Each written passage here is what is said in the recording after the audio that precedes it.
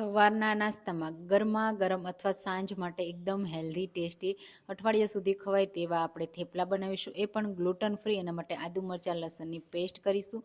2 cup મકાઈનો લોટ લેશું, તમે એની જગ્યાએ જુવારનો લોટ લઈ શકો છો. લાલ મરચું પાવડર, ધાણા જીરું પાવડર, મરી પાવડર, તલ, અજમા એડ કરીશું, મીઠું અને તેલ એડ કરીશું, લીલી મેથી કટ કરી એડ કરીશું, લીલા ધાણા એડ કરી પહેલાં બધી વસ્તુને મિક્સ કરી લેશું. અને હવે ગરમ પાણીથી લોટ બાંધવાનો છે, કારણ કે મકાઈના લોટમાં ગ્લુટન બિલકુલ નથી હોતું ને, તો આ રીતે સરસ એવો લોટ બંધાઈ જશે. પછી મોટી સાઈઝનું એક લુવું તૈયાર કરીશું અને વણવા માટે પાટલા ઉપર રાખી આ રીતે થોડો કોરો લોટ એડ કરીને થોડું જાડી એવું વણવાનું, એટલે સરસ રીતે વણાઈ જશે.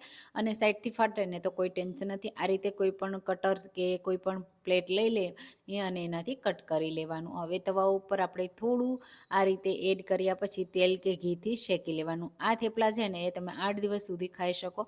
એકદમ ટેસ્ટી હેલ્ધી છે, વેટ લોસ માટે પણ બેસ્ટ છે. તો આ રીતે જરૂરથી બનાવજો. કમેન્ટમાં કહેજો રેસીપી કેવી લાગી.